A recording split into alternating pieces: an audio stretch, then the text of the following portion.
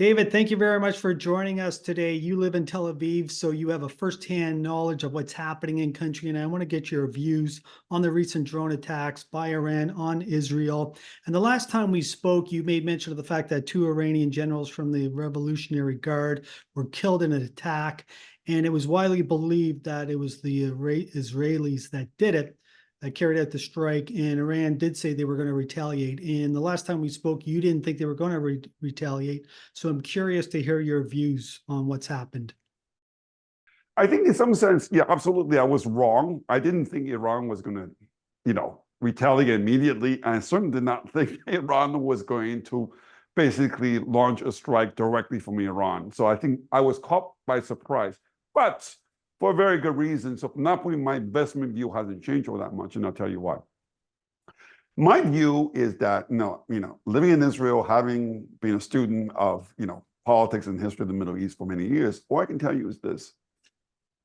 In my humble opinion, what happened over the weekend in terms of the Iranian attack on Israel was a highly staged affair. In my view, likely with an understanding of the U.S., that was designed to limit any spillover. I mean, I know I cannot prove this, but I think this hypothesis, is very consistent with all the facts on the table. Let's think about this, right? 3 days before the attack, there were massive leaks of, supposedly, basically, from U.S. intelligence sources suggesting that the attack was going to happen within 48 hours. And then the New York Times ran a story on Thursday suggesting that the Iranian strike was only going to target Israel, but not U.S. bases.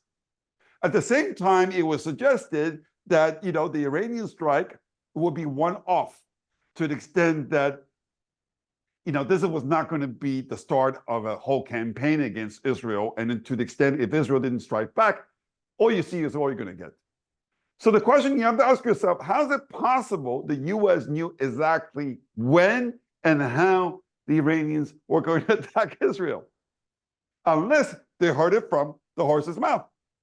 Now, one thing we do know, because it's public knowledge, is that the Biden administration has been engaging in negotiation with Iran since the killing of these generals. And I can only assume, that the Americans, wanted to basically find a face-saving, basically response that would be also acceptable to the Americans, in order to basically avoid, basically a regional war. And I think that's what you got, I mean, just think about this. I mean, it's ridiculous it may sound, right? I mean, the whole thing about war is about the element of surprise. Just imagine that the Iranians told the Americans to tell the Israeli, we're going to launch an attack basically at this hour on this day, so get ready, right? So I just think, and then we talked about this last time, because my view is very straightforward, which is that if you want to understand geopolitics in 2024, you have to understand it within the context of the 2024 U.S. election. Biden needs lower oil price to win. If he needs low oil price, that means that he has to make sure nothing happens to the 1.4 million barrels per day of oil export from Iran. And that means that Biden is going to do everything he can, to keep everything under control. I actually think that this whole entire thing, obviously, happened the way it did because Biden was confident that he was going to be able to get Israelis to lie low. Because think about this, right? It's almost as though like the Americans got off the phone with Iran. So this is when you're going to attack. And then they got on the phone with the Israelis saying, by the way, the attack is coming. We're going to put our own assets basically in play to help you shoot down some of these missiles and drones. And then immediately after this happened, of course, Biden condemned Iran in very strong language. So did the Canadians, so did basically the Brits, so did the Germans, so on and so forth. All of a sudden, this outpouring of solidarity of the international community, seems a bit strange, but I think it's very clear it's for only one purpose, which is tell the Israelis to basically stay low. Do not strike back. Right? That's why I understand that Biden and Bibi Netanyahu exchanged a phone call where like 90% of the phone call was Biden telling Bibi, do not strike back. Don't screw with me. Okay? So that's the situation. I think, so this is why I think, listen. So the issue here is, like, as I said before, I don't think this, I think obviously in hindsight is 2020. I wish I could have told you this 2 weeks, a week ago when we last spoke. Okay. But I think the way things played out to me now makes sense, actually. Because again, I didn't think Iran was going to attack because I didn't think that Iran was going to risk, okay, Israel basically bombing Iran's nuclear, basically infrastructure, okay, in response. But clearly the Iranians, knew that they can count on Americans' assurance that Israel won't basically hit back. That's why they sent 300 basic drones and missiles. Okay? Now, I do think what is very clear is this. The U.S., Israel right now feels totally isolated internationally. Okay? They need a U.S. There's also a bigger picture if you're Israeli to consider. Now, I have no doubt there are many people in Israel tonight who think that Israel needs to teach Iran a lesson that it won't forget so that Israel retains its deterrence, right? Just imagine, like any country, taking a lying down after your enemy just fire like hundreds of rockets and missiles and drones are trying to destroy you. Including basically they were targeting the Knesset. That's like, imagine like, the Canadians trying to hit the U.S.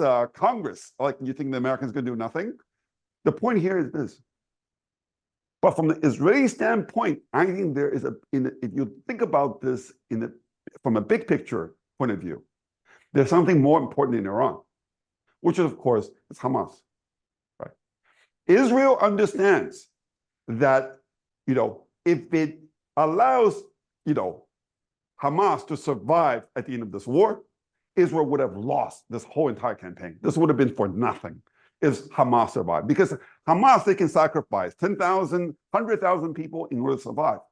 For them, life is cheap. They just want to win. Okay? And from that point of view, that's why the bar for Hamas is much lower than for Israel in this war, right? Hamas, to survive is to win. For Israel, to win is to destroy Hamas. Okay? Now, I think that if Netanyahu is as smart as I think he may be, if I were him, I would be driving a hard bargain with Biden right now, which is, you know what? You don't want me to basically go after Iran, so I won't go after Iran.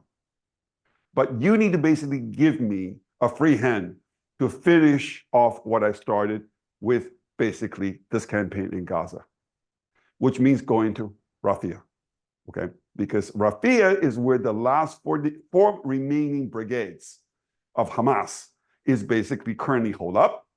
And then the entire Hamas senior leadership is sitting in Rafah. Now, I personally think, and again, I suspect Biden between Iran and Hamas is going to give Israel Hamas, especially given the U.S. hates Hamas, right? Hamas just last night rejected the latest U.S. ceasefire proposal. It is very clear now that Hamas is not interested in a ceasefire. And from the Israeli standpoint, all we hear all the time is that many hostages, Israeli hostages held by, Hamas, are dying. So we need to basically go and get them before they all die in those tunnels. Okay. So that is very much what the public demands. And I think Bibi will have no choice but to go down that path. Now, so my view is that, therefore, they're not going to go after Iran, at least not now, but they're not going to get the carte blanche from the U.S. to go after basically Hamas and Rafah. However, the question is when? When is this going to happen? I think we talked about this last time. There are 1 million civilians basically holed up in Rafah. Okay. And Israel has committed itself to evacuate all these 1 million civilians before it launches military operation, basically on Rafah. Now, the logistics of pulling 1 million civilians out of Rafah is going to be anything but simple. Okay, a week ago, Israel basically published a tender seeking a supplier of 40,000 tents that will provide shelter, which means, I guess it's safe to assume that they haven't got these 40,000 tents yet. It could be weeks before they get there. So my presumption right now is that sometime in the second half of May, perhaps, that's when Israel will be ready to go into Rafah. And that is when geopolitical risk will re-escalate.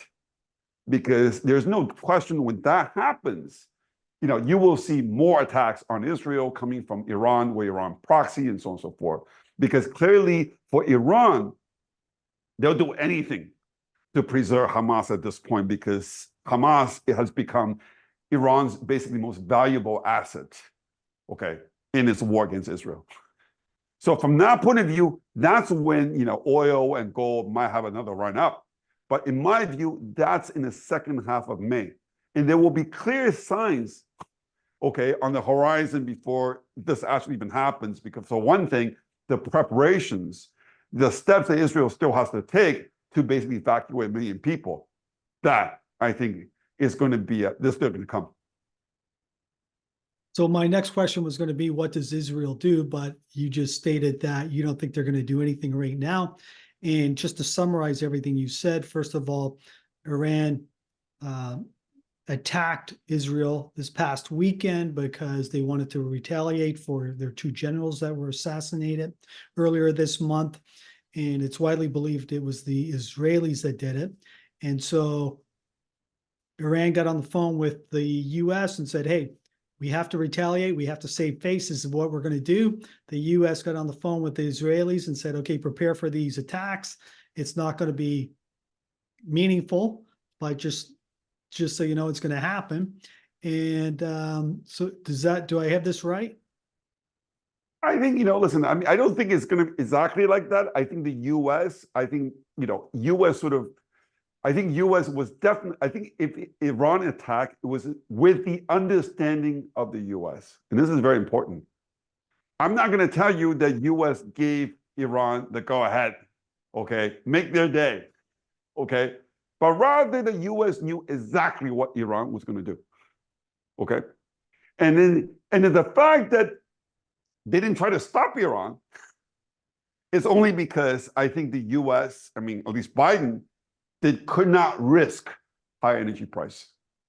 So from that point of view, the whole thing was orchestrated and staged, okay, to basically allow Iran to basically respond to save face, knowing that basically Israel will be under pressure from the U.S. not to do anything about it. And this is actually the most important part, because the whole thing could not have come up without the U.S. being sure that Israel is going to basically be restrained. And that is the most important part of the story. Okay, so let's talk about oil prices, because as you mentioned, the Biden administration has been very good at keeping the oil price low, and they've pretty well done anything and everything to meet that objective. And I guess they're using oil as a political weapon or an economic weapon. And earlier this year, or maybe it was late in 2023, they entered into a deal with Venezuela saying, okay, you can, we're going to relax sanctions. You can start selling oil into the open market. And they also entered into an agreement with Iran. Maybe you can give us a little bit of detail on that agreement. I think it's not even with the Iran, it's not even so much of an agreement. It's just that U.S. stopped enforcing, okay, existing sanctions on Iranian oil export. That was it. But there have been some important developments over the past few weeks. As you know, like the U.S. is now cracking down, supposedly cracking down on ships that are transporting Iranian oil.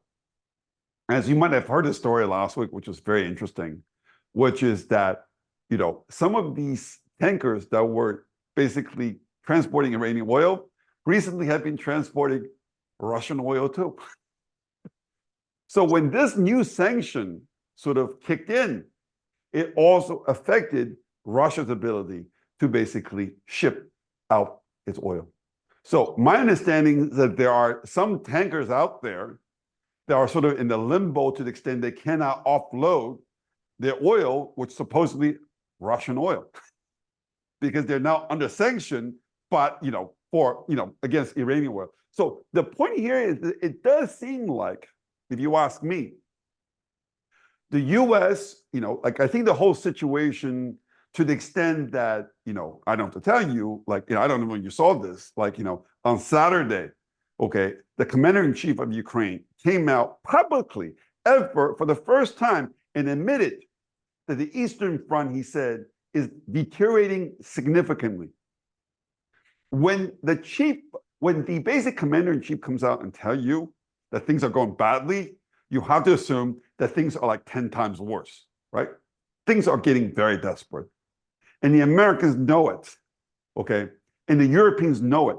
This is why, ironically, all of a sudden, U.S. is rolling out new sanctions against Russia. Like, for example, like, I don't know if you read about this yesterday, that now LME, London Metal Exchange, can no longer accept Russian metals, okay, for delivery from its future contracts, okay?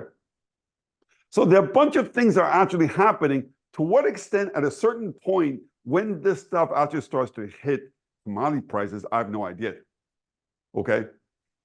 Just like, basically right now, like they're cracking down on basically Russian oil export, right? Because they are now literally squeezing, okay, Russia's own tankers for carrying Russian oil, because they want to make sure that the $60 cap on Russian oil export will remain basically binding. Okay, so they're doing a whole bunch of things like that. But I think, but in the end, all else being equal, this also is putting upward pressure on oil price, right? Because like if Russia decides to export less as a result, or it cannot, or whatever reason it is, that is actually, so there is, I would say at this point, as much as the Biden administration has been absolutely determined to keep oil price down, to the extent that Russia is gaining momentum in the battlefield, and they're trying to hurt Russia, they're trying to hold Russia back, the steps that they're taking recently actually is ironically somewhat bullish for commodities, which is obviously not good for the whole inflation objective. I want to ask you about Russia and Ukraine, but before I do that, I just want to finish up with Iran. And can you just remind me again, how important is Iranian oil to the global market? Well, I mean, Iranian oil right now is like, it's 1.4 million barrels per day, right? I mean, if you think about this, most people would tell you that's probably worth about $10, $10 to $15, right? I mean, because there's not much spare capacity anywhere else outside Saudi Arabia. I mean, there was a time that, the president of the United States can call up the Saudi king and say, you know what, please basically open the tap. The Saudis may not pick up the phone, or the Saudis might decide to basically turn a blind eye to all this, right? So I think from that point of view, there is not that much spare capacity to offset sudden shortfall. And by the way, this whole Iran angle is important insofar that if there is a regional war, let's just say Israel tomorrow, okay, decides to strike back at Iran anyway, what do you think the next thing Iran is going to do? Right? Sure, Iran will maybe they'll try to attack Israel. But by the way, all I can tell you is that, and this you're not reading, in the New York Times, the Washington Post, but I can tell you that we're hearing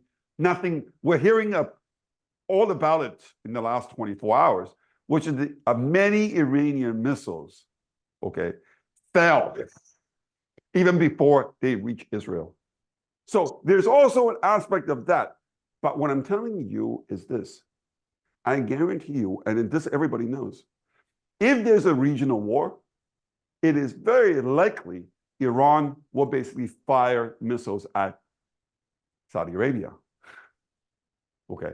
Because they'll want to basically drive up oil price, because their leverage over Biden is over oil price. So they're basically saying, you know what, if you hit me, whatever it is, if your boy hits me, I'm going to just basically drive up oil price by basically hitting the Saudis. So that's why it's not just about Iran, it's about potential contagion, okay, across the Middle East. And you raise a very good point about this regional war. And we saw this during the 1970s. And we had these two price shocks with oil. I believe the first one was in 73 due to the oil embargo. And that was Saudi Arabia in response to the U.S. supporting Israel in the Yom Kippur War. Then we saw another one in the late 70s because of the Iranian Revolution. And I believe in the first one, oil price went up 200 or 300%. Do you foresee this same sort of thing happening again? Again, I don't have, listen, I don't want to basically go there because I live here. I want to see that. But what I'm telling you right now is, I think at the moment, what I see is like I have not seen one misstep yet. Not a single misstep. 1973 was like the Yom Kippur War. Israel was surprised and it was almost defeated by the Arab army. It was a crazy situation. Okay. 1978, that was, the Iranian Revolution. Again, basically the Shah was overthrown, Ayatollah came in and he was totally irrational. So we're right now talking about very rational players playing this chess game. Okay. And nobody wants to be destroyed in the process. Okay. And everybody knows, what card each other is holding, so to speak. Okay. So if you think about the oil market being vulnerable or not at this particular moment in time, right now, the way I'm looking at this picture is that, the U.S. stands too much to lose because what happened in 73 and 78 and 67 or whatever, they are like so engaged with all the players across the Middle East right now. Like, basically Blinken is here like almost every other week. There was some senior American basically traveling in the regions like every week. They're on the phone with everybody at all times. So because the U.S. presidency is invested in what happens in the Middle East, this is why, and then in Israel's case, it's fighting two wars, so everybody knows pretty much, each other's reaction function is. And I think for the time being, at least, again, I don't have the crystal ball in terms of seeing like totally black swan events, something could happen, like somebody could die, and then whatever it is in the setting up. But right now, if I look at the same players around the table playing this game, it's difficult to see, how things are going to go completely like pear-shaped. Okay. So I'm not that worried right now about oil price going to 100, 120, 150, whatever it is. Not today. And so once again, just to clarify, your whole thesis is based on the fact that the Biden administration is coming up for re-election here in November. They want to do everything in their power to keep the oil price down so they can contain inflation. And so they're going to work diligently to meet that goal. Correct? Yes, they're in fact micromanaging, the whole basically, the whole situation in the Middle East. And they are literally like doing everything they can to basically make sure things does not get out of control. And so far, they've been quite successful, I have to say. But mainly by flushing Israel down the toilet. And Israel, to the extent is isolated internationally right now, is dependent on the U.S. for ammunition, so on and so forth. Israel has no choice but to play along. So I would argue that so far, this has come at the expense of Israel. Israel's deterrence. That somehow, like, if you tell an Israeli, basically 6 months ago, like, that somehow Iran is going to fire 300 missiles and drones at Israel will do nothing, like, that was unthinkable.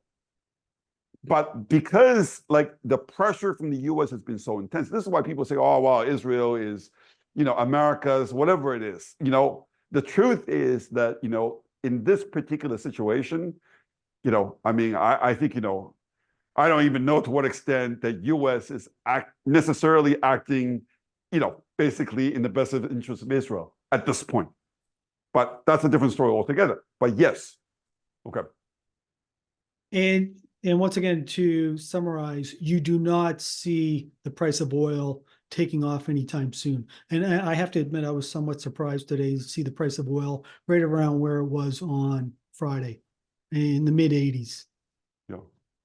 I mean, listen, I was sending out, I was talking to a lot of my institutional clients over the weekend. Everybody called me and said, well, should I be buying oil, buying gold? I told everybody, I would not, given what I know, my analysis, that do nothing. And so far, it's been right. Rates are much higher. And yeah, okay. So that's So far, I think the market agrees with me. So that's a good overview of what's happening in the Middle East. You touched on Russia and Ukraine earlier, and I want to bring this up. JP Morgan recently came over with a report, and it looked at what was happening in the Ukraine with these drone attacks on Russian refineries. And the report suggested that since the start of the year, these drone attacks have hit 18 Russian refineries with a combined capacity of 3.9 million barrels a day. And because of these attacks, 670,000 barrels have been taken offline. What are your thoughts on this? And do you think this is anything to worry about when it comes to oil production and the oil price? Good point. First of all, I look at, weekly, Russian basically petroleum export numbers. Right. We have those numbers actually, you have to have access to them through various subscription business, but there are companies out there collecting this data and, basically based on observation posts, monitoring what ships are leaving with how much oil, basically off which of the Russian basically oil export ports. So far, I can tell you that there is no evidence to suggest that Russian oil shipment has gone down. Okay. Even since the attack. What has happened, most likely, is that the Russians have been substituting, their export of refined products with crude export. Because we know, so Ukrainians have attacked Russian refineries that tripled their refinery capacity. So if instead of refining them, they're just basically shipping them out, as crude oil, as substitute. So far, what I'm telling you is that there's no evidence that's happening. Now, of course, also over the last 10 days, I haven't heard any new, basically, attack launched by Ukraine against Russian energy infrastructure.